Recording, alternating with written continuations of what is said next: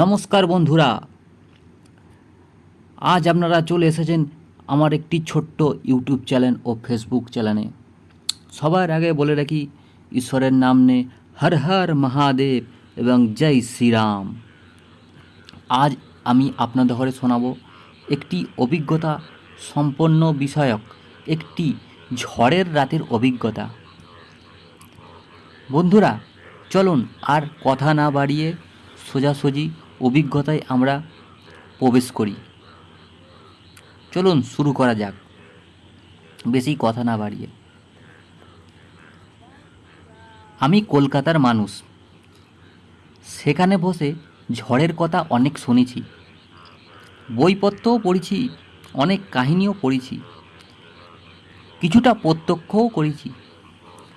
কিন্তু সামুদ্রিক অঞ্চলের যে ঝড় কতটা প্রবল ও ভয়ঙ্কর হতে পারে, গত বৈশাখ মাসে দীঘার বন্ধুর বাড়িতে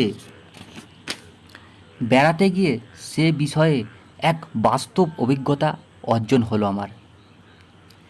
সেদিনটা ছিল রবিবার। সকালেই টিভিতে পূর্বাভাস পেয়েছিলাম বঙ্গোপসাগরে নিম্নচাপ সৃষ্টি হয়েছে। বিকাল 5টা থেকে উপকূলবর্তী অঞ্চলে বজ্র বিদ্যুৎ সহ প্রায় 180 কিলোমিটার বেগে ঝড় বইবে ও প্রবল বৃষ্টি ও বর্ষণ হবে। বিকেল থেকেই আকাশ মেঘলা ছিল। সন্ধ্যা থেকে সেটা গাঢ় কালো মেঘে ছেয়ে গেল। কিছুক্ষণের মধ্যেই শুরু হলো বাতাসের শোঁ গর্জন, প্রবল বৃষ্টি, মেঘের গর্জন আর বিদ্যুতের চমক। আমার বন্ধুর খড়ের ছাউনি দেয়া মাটির ঘর, তাই ভয় পেয়ে গেলাম। ঘরদোর ভেঙে মাটির তলায় চাপা পড়ব নাকি। জানলার ফাঁক দিয়ে দুর্যোগের দৃষ্টি দেখছি। গাছের শাখা পোশাকা এলোপাতাড়ি মাটিতে নুয়ে পড়ছে, আবার প্রবল বেগে উঠে যাচ্ছে উপরে। বিদ্যুৎ চমকাচ্ছে ঘন ঘন। চারিদিকে নিশ্চন্ন অন্ধকার। দুর্লভ ভূগোল সীমাহীন অন্ধকারে আচ্ছন্ন। সে এক দুর্যোগ সমাচ্ছন্ন প্রলয়ঙ্কর অন্ধকার রাত্রি। আমার মনে হলো এই মুহূর্তে ধরাবক্ষ থেকে জনপ্রাণীর অস্তিত্ব পুরো সম্পূর্ণ নিশ্চিহ্ন হয়ে যাবে। ঘর শুদ্ধ আমাদের সবাইকে উড়িয়ে নিয়ে গিয়ে তেপান্তরের মাঠে ফেলে দেবে। মরমর করে গাছপালা ভেঙে পড়ার শব্দ শুনছি। আমার বন্ধু বলল, ওগুলো বড় বড় গাছের ডালপালা ভাঙার শব্দ রে। অবিরল বৃষ্টি হচ্ছে, ভয়ঙ্কর বৃষ্টি। আচার্য জগদীশচন্দ্র বসুর রচনায় পড়েছিলাম, শিব ও রুদ্র রক্ষক ও সংহারক। সেই মহাদেব মহারুদ্র সাজে যেন সৃষ্টিকে ধ্বংস করার জন্য প্রলয় নৃত্য শুরু করে দিয়েছে। প্রচণ্ড ঝড় তার অমানসিক শক্তি নিয়ে ভৈরব হুঙ্কারে দিক দিগন্তর করে তুলেছে। আমার কানে তালা লাগার উপক্রম। বাকশক্তি হারিয়ে ফেলেছি। সে ভয়ঙ্কর শক্তিকে আজ প্রত্যক্ষ করছি আর মুখোমুখি বসে আছি। তা আমার এতদিন অজ্ঞাত ছিল। কেবল বাতাসের শোঁ গর্জন, ক্ষণে ক্ষণে বিদ্যুতের তীব্র আলোর ঝলকানি, কড়কড় শব্দের বজ্রপাত। এ বুঝি আর থামবে না। সৃষ্টিকে উপরে উপরে ফেলে দেবে। আকাশ ভেঙে পড়বে প্রলয় দেবতার রুদ্ররোষে। তার অপরিমিত ক্ষুধার পরিতৃপ্তি কখন ঘটবে আমার জানা নেই।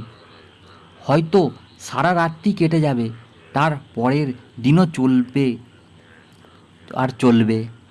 এইভাবেই নানা ভাবনা আমাকে বিপর্যস্ত করে ফেলেছিল। আমার বন্ধুকে দেখি, সে নির্বিকার।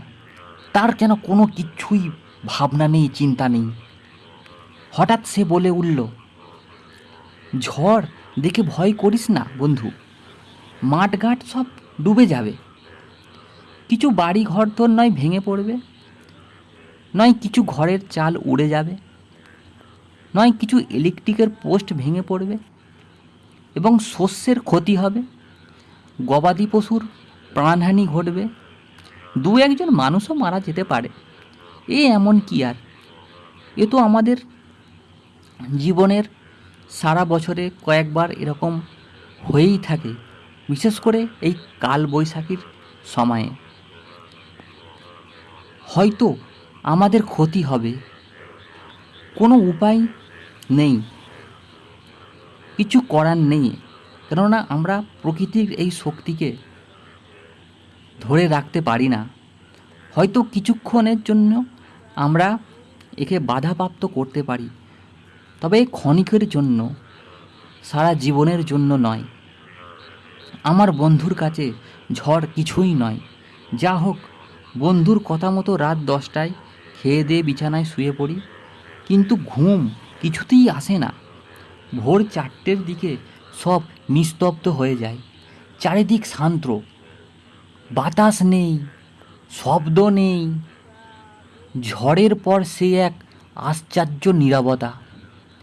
ভোরে উঠে দেখি গ্রামের লোকজনের ব্যস্ততা, শাক সবজির বাগান নষ্ট হয়ে গেছে, মাঠ জলমগ্ন, ছোট ছোট ছেলেমেয়েরা জলে নেমেছে, অনেকের ঘর ভেঙে গেছে, রাস্তা ও বাড়ির পাশের বড় বড় গাছগুলির ডালপালা ভেঙে পড়েছে, অজস্র কলা গাছ ধরাশায়ী।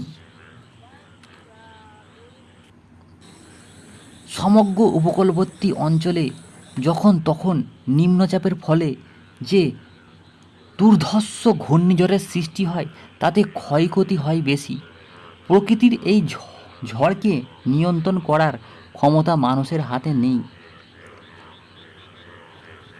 তখন সে যেন এক উচ্ছৃঙ্খল শক্তি, যখন আসে তার নাশকতার ক্ষতচিহ্ন রেখে যায় আমাদের এই মানব সমাজে। সে যা হোক, সেদিনকার সেই ঝড়ের স্মৃতি আমার মনের চিরন্তর হয়ে আছে। অবসর সময়ে সেদিনের ঝড় আমার মনের আকাশে আজও দারুণ আলোড়ন তোলে। নমস্কার বন্ধুরা, ছোট্ট এই অভিজ্ঞতা সম্পন্ন প্রবন্ধটি আপনাদের কেমন লাগলো জানাবেন, এবং হ্যাঁ, যাওয়ার আগে আমার পেজটিকে ফলো করবেন অথবা আমার ইউটিউব চ্যানেলটিকে লাইক অথবা সাবস্ক্রাইব বা শেয়ার করে দেবেন। নমস্কার, ধন্যবাদ বন্ধুরা। জয় হিন্দ, হর হর মহাদেব, বন্দে মাতরম, জয় শ্রীরাম।